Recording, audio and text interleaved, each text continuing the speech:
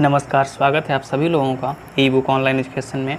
आज यानी कि 11 जून को हम लोग चर्चा करने वाले हैं अनन्या क्या है ये, मर्सर सर्वेक्षण, रेमन मैग्सेसे पुरस्कार, वंदे उत्कल जननी, इन सभी के बारे में हम बारी बारी से चर्चा करते हैं। तो उससे पहले जो पिछले प्रश्नों के उत्तर थे वो यहाँ पे देख लीजिए आप इनका स्क्रीनशॉट लिख सकते हो या फिर वीडियो रोक करके यहाँ से देख लीजिए आप। तो सबसे पहला आपका सेगमेंट है अनन्या। देखिए, अनन्या कोई ये ऐसा नहीं कोई लड़की है या औरत है, ये एक प्रकार की कीटाणुनाशक स्प्रे है, ठीक है, जो हम लोग ड्यू यूज़ करते हैं सेंट टाइप से, उसी टाइप से कहीं ना कहीं स्प्रे बनाया गया है, जिससे क्या होगा, ये कीटाणुनाश करेगा उसका। इसको बनाया किसने है, ये बहुत ही महत्वपूर्ण हो जाता है यहाँ पे।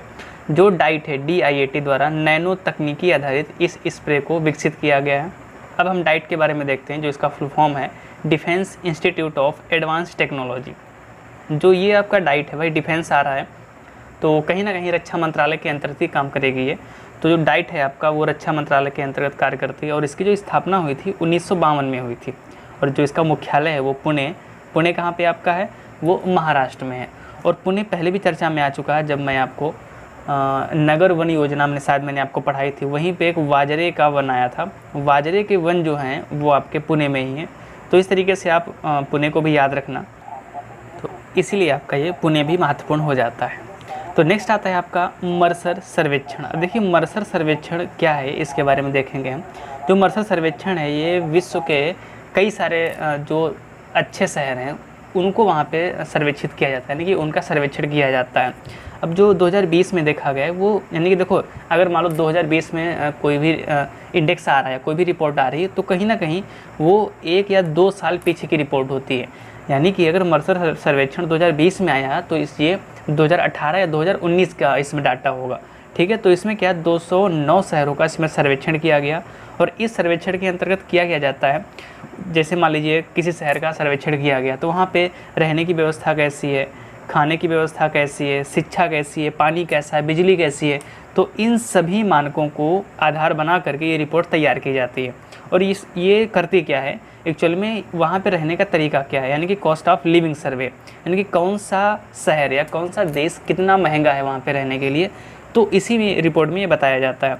तो इस रिपोर्ट के अंतर्गत क्या बताया गया कि इस सर्वेक्षण के अनुसार जो विश्व का सबसे महंगा शहर है वो हांगकांग है, ठीक है। लेकिन जो दूसरे नंबर पर आता है वो तुर्कमेनिस्तान का अशगाबाद है। अगर यही चीज़ हम भारत के परिप्रेक्ष्य में बात करें तो भारत का जो सबसे महंगा शहर है वो मुंबई है, ठीक है। आपको पता होगा मुंबई जो है वो शहरों की नगरी या माया नगरी के नाम से भी जाना जाता है। हर कोई आने को चाहता है, लेकिन इस समय बेचारे की हालत खस्ता हुई है कोरोना को लेकर के। तो जो भारत का सबसे महंगा शहर है वो मुंबई है और ये विश्व स्तर पे 60वें नंबर पे आता है, यानी कि 209 शहरों में 60वें नंबर पे है। लेकिन यहीं भारत की बात करें तो भारत में ये पहले नंबर पे आता है। अगर इसकी हम एशिया में बात करें तो एशिया में इसका स्थान 19वां है। ये भी आप जो है यहाँ पे याद रख सकते हो, यानी कि मुंबई का एशिया में महंगाई के हिसाब से 19वां नंबर है, भारत में पहला नंबर है और विश्व में इसका 60वां नंबर है। और भारत में दूसरा जो नंबर जो आता है वो दिल्ली का आता है, ठीक है। यानी कि भारत में पहला नंबर मुंबई, दूसरा नंबर दिल्ली, और विश्व में पहला नंबर हांगकांग और दूसरा नंबर अशगाबाद। तो कन्फ्यूज बिल्कुल नहीं होना है। जैसा क्वेश्चन आपको अगर भारत के परिप्रेक्ष्य में पूछता है तो आपको भारत के हिसाब से बताना है, अगर विश्व के परिप्रेक्ष्य में पूछता है तो आपको विश्व के परिप्रेक्ष्य में बताना है, ठीक है।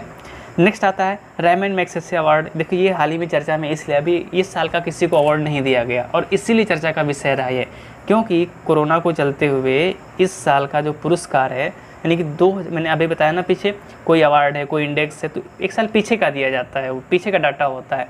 तो 2020 में जो ये अवार्ड दिया जाता वो 2019 के लिए था, लेकिन इस साल क्या हुआ, ये रद्द कर दिया गया, ठीक है। अब रद्द क्यों किया गया, क्योंकि कोरोना है, कोरोना के चलते हुए सोशल डिस्टेंसिंग है, बहुत सारी चीज़ें, इंटरनेशनल ट्रेवल है, ये सब बैन है। तो इसीलिए इसको जो है कैंसिल कर दिया गया। हो सकता है 21 या 22 में इसको साथ में दिया जाए। अब थोड़े से इसके इतिहास के बारे में बात करते हैं। जो इसका इतिहास क्या है, इसको 1957 में स्थापित किया गया था और स्थापना इसकी किसके द्वारा की गई थी, रॉकफेलर ब्रदर्स और फिलीपींस सरकार के द्वारा, ठीक है। और जो रेमन मैग्सेसे थे ये फिलीपींस के तीसरे राष्ट्रपति थे और उन्हीं के सम्मान में इसका नाम रेमन मैग्सेसे रख दिया गया था। और एशिया का सबसे बड़ा पुरस्कार है ये, सबसे बड़ा सम्मान है, इसीलिए इस पुरस्कार को एशिया का नोबेल भी कहा जाता है, ठीक है। अगर क्वेश्चन आता है आपका कि एशिया का नोबेल किसे कहा जाता है, तो आपको क्या बताना है, रेमन मैग्सेस को एशिया का नोबेल कहा जाता है। तो आगे बढ़ते हैं भाई, इसके आगे क्या है, वंदे उत्कल जननी। देखिए वंदे उत्कल जननी, अब उत्कल से यहाँ से आप तुक्का लगा सकते हो। अगर क्वेश्चन आता है, आपने नहीं भी पढ़ा है, अगर थोड़ा सा आइडिया रखते हो भूगोल के बारे में, तो उत्कल अगर बात करें तो उत्कल इतिहास में उड़ीसा को बोला जाता था। ठीक है, उत्कल। अब राष्ट्रगान अगर आप अच्छे से आपको याद हो तो उसमें भी उत्कल का नाम आता है, तो उड़ीसा को ही ये डिनोट करता है। तो देखते हैं आपका क्या कहता है, वंदे उत्कल जननी, ये जो है उड़ीसा सरकार ने हाल ही में राज्य गान के रूप में घोषित किया है, तो इसको याद रखना है आपको। ठीक है, यानी कि उड़ीसा सरकार ने क्या किया है कि इस वंदे उत्कल जननी को राज्य गान के रूप में घोषित कर दिया है। अब इस गाने की बात करें तो 1912 में लक्ष्मीकांत महापात्र द्वारा इसको लिखा गया था। तो यहाँ से दो तरीके से क्वेश्चन पूछ सकता है, एक तो स्टैटिक का बनता है और दूसरा आपका करंट का बनता है। करंट का मैंने आपको बताया कि वंदे उत्कल जननी हाल ही में किस राज्य का राज्य गान घोषित किया गया, तो आपको उड़ीसा बताना है। अगर इसी को उल्टा पूछे कि हाल ही में किस राज्य ने अपना राज्य गान घोषित किया है, तब भी आपको क्या बताना है, उड़ीसा बताना है।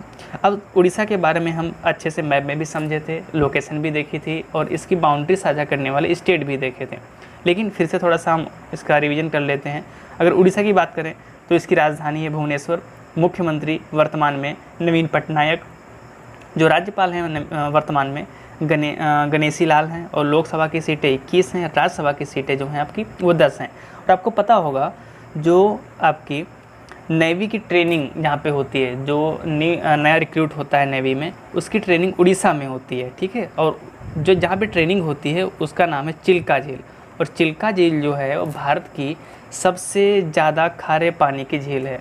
और आपको पता होगा जो चिल्का झील है वो कहाँ पे है, वो आपकी उड़ीसा में ही है। ठीक है, तो कुछ चीज़ें आपको उड़ीसा के बारे में यहाँ पे याद रखनी है। नेक्स्ट आता है आज के प्रश्नों के बारे में। तो पहला प्रश्न जो आपका है, हाल ही में एक रिपोर्ट के अंतर्गत विश्व का सबसे महंगाई वाला देश कौन सा है, मुद्रास्फीति क्या होती है। आपको मैंने इकोनॉमी के लेक्चर में भी बताया था, साथ में मैंने जब करंट अफेयर पढ़ा था वहाँ पे टर्म आया था तब भी मैंने आपको बताया था।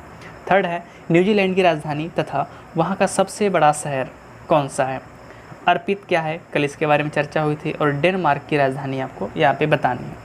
तो वीडियो कैसा लगा आप कमेंट सेक्शन में ज़रूर बताना। अगर अच्छा लगा हो तो भाई इसको शेयर करिए, लाइक करिए और कमेंट भी करिए, जो भी करना है करिए अगर आपको अच्छा लगा है तो।